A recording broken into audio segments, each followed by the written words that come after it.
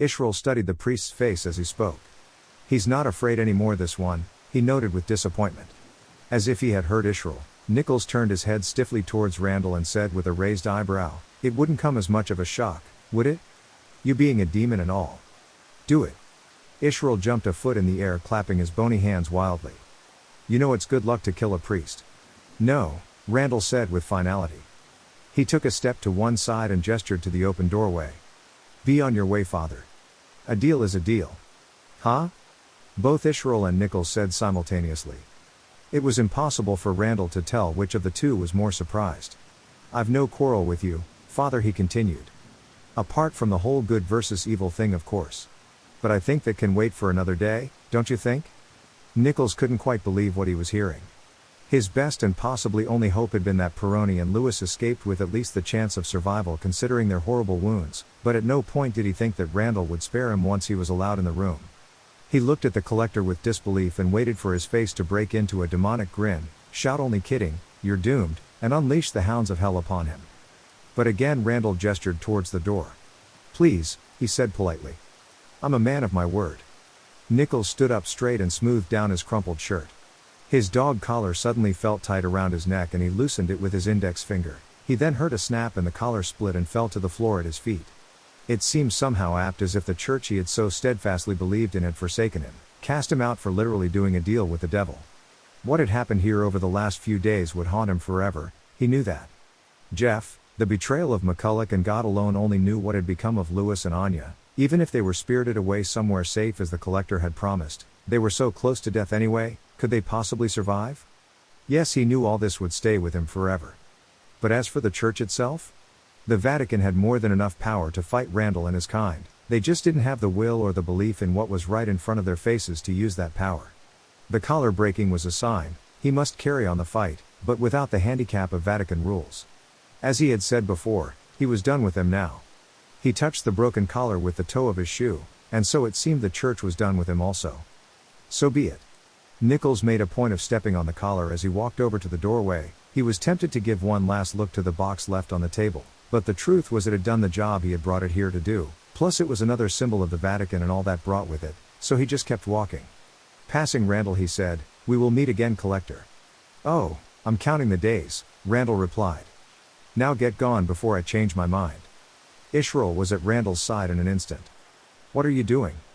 But shut up when Randall snapped his fingers and his old tacky Halloween mask clamped itself to his face again.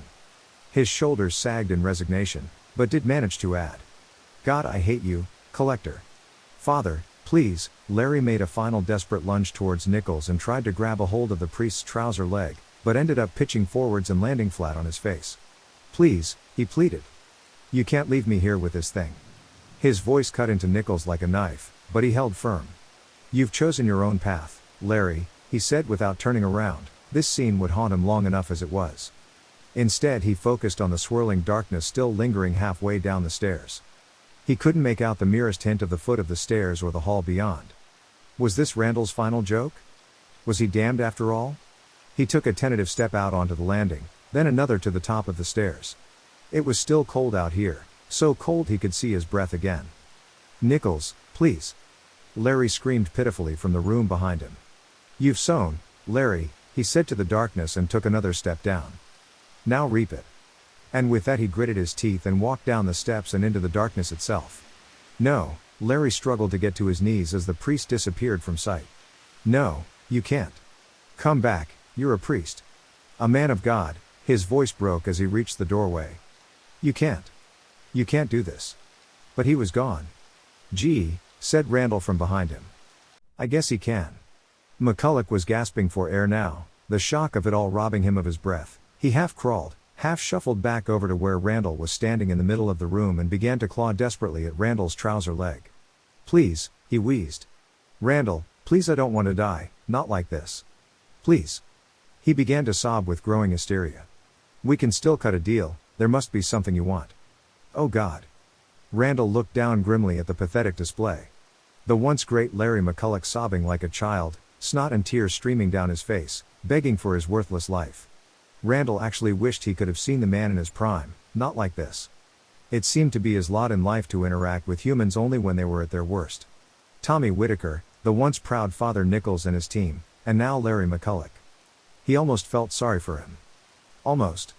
"Larry, come on," Randall said softly and pulled his trouser leg out of McCulloch's grubby hold. "Show a little backbone, huh?" But Larry was deaf to this and Randall had to dodge out of the way as he made another desperate lunge of his leg. Meanwhile, Israel was tiptoeing slowly towards the box on the table, as if stalking a rabbit in the wild, his spindly fingers trembling as he reached out to touch it. A foot away his nerve gave out and he snatched his hands away as if they had been burnt. "Randall, the box," he hissed. "Open the box, let's see it."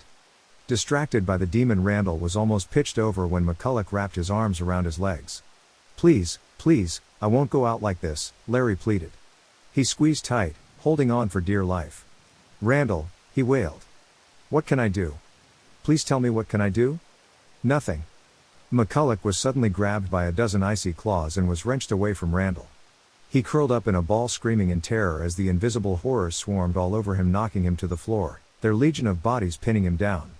Their touch froze the blood in his veins as they set about pulling and tugging at his clothes and hair, ripping into his skin here and there. They were everywhere, squirming all over his prone body, scratching and biting like a pack of wild animals. He opened his mouth to cry out, but a barbed hand snatched at his exposed tongue, ripping off the tip of it in an instant.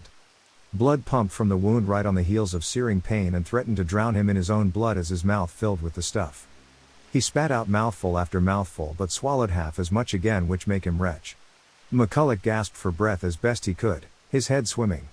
After spitting out another mouthful, Larry just about managed more vaguely coherent pleading. "Larry," Randall said testily, the endless begging was getting on his nerves. "Oh God, please. Please." McCulloch gargled. "Larry. Jesus, Jesus, oh God, please help me." "Hey," Randall snapped, and the old crook finally fell silent as the unseen onslaught began to overwhelm him. "Larry, hush," Randall continued softer this time. He could see the end was nigh for Larry now, as he squirmed on the floor, naked with hundreds upon hundreds of cuts and gouges over his entire body. "Just let it happen." This said, he left McCulloch to his fate and moved over to the bonus prize on the table. Please," it was barely a whisper now. "Save your breath," Randall told him. "You'll need it for screaming." A shudder strong enough to register on the Richter scale ran through Nichols' body as he took another blind step through the darkness and further down the stairs. Down, to God, or more aptly the devil only knew. It felt like an electric shock down his spine, which was suddenly amped up to 1,000 volts when he heard a distant scream from behind him. Unmistakably McCulloch's, it rang out for a moment before being cut abruptly short. The darkness he was enveloped in was endless and absolute. A physical malevolent presence which seemed to seep into the very pores of his skin, filling him up with an emptiness to match the nothing around him. He felt as dark on the inside as the world was outside. It was almost too much for him to bear. He could feel it clouding his judgment as it engulfed his brain, flooding it with thoughts too horrible to dwell on for too long, or he knew he would be lost to the desolation that came with them forever. All through those terrible days and nights trapped in that God-forsaken room, never even at his lowest moment had Nichols felt such a sense of despair and utter desolation as he did now. Nichols took another blind step down and tried to clear his mind enough to calculate how many steps he had taken so far. Was it 4? 5? Impossible to tell. It half occurred to him that perhaps he was trapped in an endless descent into hopelessness. That he would remain in here forever. Voices now, all around him, some shrieking, others raised in panic. Cries of the damned? Another step, no end or anything else in sight, just the voices, louder now, close by, seemingly so close that Nichols reached out his arms in front of him like a blind man but touched nothing but more blackness. He moved his arms to the side where they should have touched the walls either side of the stairs, but again there was nothing there. Nichols bit back a cry of fear and instead concentrated as best he could on the incoherent chatter all around him in hope of making out some recognizable phrase, a word or two even. After an age, he managed to tune out the throng to make out a woman's voice, high-pitched, almost screeching in panic. Then others, lower, seemingly trying to calm her, trying, and failing. Their tone was soft, too soft to cut through her harsh screaming. Then a word, "Daddy." It felt like a punch in the stomach to Nichols, it was so heart-wrenching, some poor forlorn soul crying out in the darkness for her father. Nichols took another step, close now although he was numb to most outward feeling, and here he could feel the tears pouring down his frozen cheeks. "Daddy." The other voices offering words of cold comfort rose up. "SSH, lay still," they were saying. "It will be all right," they lied. "Daddy." It was so close now and clearer than before. Nichols suddenly froze in his tracks and cursed his stupidity. The word wasn't daddy he was hearing, it was padre, and not in the sarcastic way Larry used the word. Padre, the Italian word for father. Calm down, miss, someone said. Jesus, another voice now, harsher, tinged with shock. Gotta stop the bleeding. Get her inside for Christ's sake. Padre. Anya? Nichols breathed in disbelief. Where's that gurney? The first voice demanded. On its way. A woman said, her voice calm, professional. Jesus, fuck, that's a load of blood. A third exclaimed. What about that other one, the guy? Someone said he's been shot or something? Lewis looks like it, the calm woman replied. Think he's DOA anyway. They've already taken him inside for what good it'll do. He's going straight into surgery. Anyway, concentrate on the woman. They were so close, Nichols flailed his arms around like a madman. Why couldn't he touch them? Please, he cried in the dark. Please help them. But got no response. Shit, one of them said. Yeah, the woman agreed, and Nichols could hear struggling. Please, miss, don't move. Marlon. Where's that fucking gurney? The first voice shouted, then softer. She's cut to ribbons, gotta stop the bleeding, Sadie, or she's had it. Padre. Much weaker now. Jesus, God. Anya.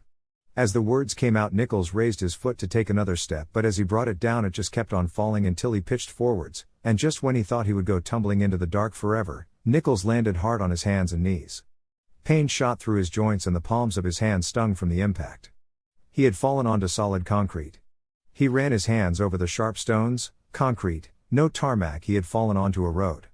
Then the world exploded into sense-shattering life all around him. It felt like a reality thunder flash had just gone off right in front of his face, instantly obliterating the darkness. He sucked in a lungful of cool, clean air, the first in days, and the shock of it made his head spin. It felt like he had just done a double tequila slammer, straight down, no salt or lemon. Bright flashes of multicolored fireworks blossomed before his eyes as his brain threatened to overload altogether. Nichols looked up from the tarmac and took in his new surroundings. The first thing he made out from his prone position was the large white and red sign above him, which read, Accident and Emergency. To his right, as if to back this up, he saw a row of 3 parked ambulances. The closest one to him had its back doors open. Inside sat a bewildered-looking elderly woman in a pink dressing gown, gawking at the commotion going on by the A&E's entrance. It took Nichols a full 10 seconds for his addled brain to process the sudden influx of new information. He was on his hands and knees in front of a hospital's accident and emergency department. He followed the old woman's shocked gaze over to see Peroni laid on the ground directly in front of the double automatic glass doors, which were opening and closing intermittently as if deciding whether or not it was prudent to let anyone else in at this time. But in fact the doors were activated by the flurry of activity around Peroni.